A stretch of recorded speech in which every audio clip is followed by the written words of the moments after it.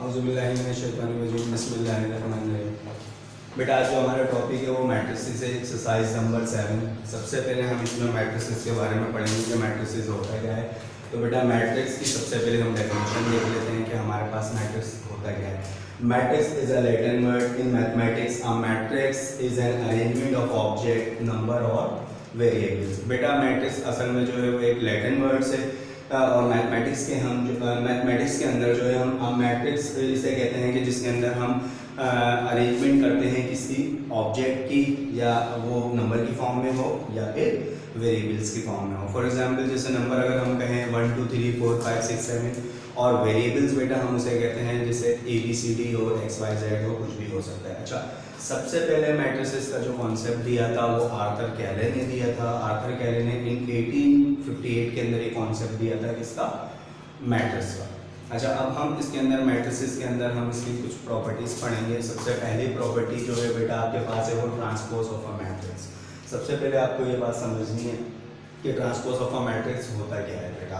सबसे पहले हम इसकी डेफिनेशन देख लेते हैं बेटा। If a matrix of any order is given and we change rows into column और column into rows, then the resultant matrix is called transpose of a matrix.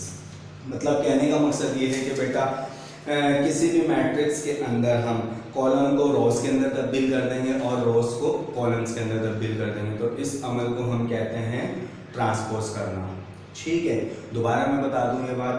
Transpose कहते हैं किसे हैं बेटा। ट्रांसपोज इसे कहते हैं कि अगर हम रोज को जो है कॉलम में कन्वर्ट कर दें और कॉलम को हम रोज के अंदर कन्वर्ट कर दें, तो वो आपके पास कहलाता है ट्रांसपोज करना। फॉर एग्जाम्पल मैंने यहाँ पे एक एग्जाम्पल भी लिया बेटा। If b equal to 2136 find b का ट्रांसपोज। तो बेटा हम करेंगे क्या, आप देखें 2 3 आपके पास क्या है, हॉरिजॉन्टल दिया हुआ है। 2 3 आपको क्या दिया हुआ है, हॉरिजॉन्टल दिया हुआ है। आप इसको वर्टिकल लिख देंगे। फिर इसी तरह 1 6 आपको दिया हुआ है हॉरिजॉन्टल, बेटा इसको आप क्या कर देंगे, वर्टिकल कर देंगे। हमने सिंपल बात आपको ये कही कि रोज को आप कॉलम में कर देंगे और कॉलम को आप रोज में कर देंगे। तो अब यहाँ 2 3 जो है आपको किस में दिया हुआ था, रोज में दिया हुआ था, हमने इसको कॉलम में कन्वर्ट कर दिया। इसी तरह 1 6 जो है आपको किस में, तो हमने इसको कन्वर्ट कर दिया किसके अंदर। तो ये सारी चीज़ें। इसके बाद हम आ जाते हैं बेटा इसकी दूसरी प्रॉपर्टी जो आपके पास है वो है इक्वलिटी ऑफ मैट्रिसेस की। दूसरी प्रॉपर्टी जो है वो क्या है, इक्वलिटी ऑफ मैट्रिसेस की। अच्छा, ट्रांसपोज ऑफ अ मैट्रिक्स की जो है डेफिनेशन बुक के अंदर पूरी मौजूद है, आप वहाँ से भी इसकी जो है डेफिनेशन देख सकते हैं। इसके बाद हम सेकंड पर आते हैं बेटा equality of matrices. Equality of matrices को भी समझने से पहले सबसे पहले हम इसकी भी डेफिनेशन देख लेते हैं बेटा। इसकी डेफिनेशन ये होती है, two matrices are said to be equal if they have the same order and their corresponding elements are equal. इन्होंने इक्वलिटी ऑफ मैट्रिसेस में ये कहा कि बेटा अगर आपके पास दो मैट्रिसेस हैं तो उनके जो ऑर्डर हैं वो आपके पास जो है ना सेम होने चाहिए। उनके क्या है, ऑर्डर आपके पास सेम होने चाहिए। तो उनके अंदर जो एलिमेंट्स होंगे वो भी लाजमी बात है सेम होंगे। फॉर एग्जांपल बेटा अगर हम यहाँ पर ये बात करें कि यहाँ पर जो है आपके पास जो रोज हैं, रोज 1 रोज 2, अगर मैं इसको कहूँ R1 इसको कहूँ R2, तो अगर हम इधर भी आए तो इधर भी आप देख सकते हैं बेटा रोज क्या है, R1 है और सेकंड वाली R2। तो इसका मतलब है कि रोज और कॉलम्स भी बराबर होने चाहिए एक मैट्रिक्स के दूसरे मैट्रिक्स के साथ।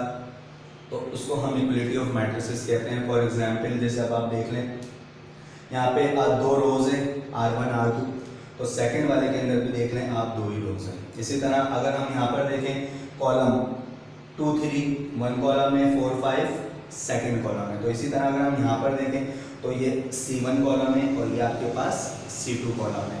इसका मतलब ये हुआ कि दोनों आपस में इनकी रोज और कॉलम्स भी बराबर हैं, तो डेट्स वाई ये इक्वलिटी ऑफ मैट्रिसेस कहलाएगा। और आप ऐसे भी अज्यूम कर सकते हैं 2 1 + 1 2 ही होता है। इसी तरह अगर हमने 2 + 2 4 ही होता है। इसी तरह अगर हम 3 लें 1 + 2 3 होता है। इसी तरह 3 + 2 लेंगे तो हम 5 होगा। तो देन हम ये बात कह सकते हैं कि A मैट्रिसेस बराबर है B मैट्रिसेस से। इसके बाद हम आते हैं इसके थर्ड पर, addition of matrix. Addition of matrix, addition आप नाम से वाकिफ है, प्लस करने की प्रॉपर्टी। अच्छा, इसकी भी सबसे पहले बेटा हम डेफिनेशन देख लेते हैं। एडिशन ऑफ मैट्रिसेस की डेफिनेशन क्या होती है, इसकी भी डेफिनेशन आपको बुक में मिल जाएगी। ठीक है, मैं फिर भी यहाँ पर पढ़ दे रहा हूँ। Two matrices are said to be conformable for addition if both have the same order. इसके अंदर एडिशन ऑफ मैट्रिसेस के अंदर भी यही होता है कि सबसे पहले तो आप ये चेक करेंगे कि रोज और कॉलम बराबर हो। तो बेटा अगर आप यहाँ पर देखेंगे आपके पास इसके भी 2 रोज हैं 2 कॉलम हैं, ए के, इसी तरह बी के अंदर भी अगर आप देखेंगे तो 2 रोज और 2 कॉलम क्या है, तो इसको हम ऐड कर सकते हैं।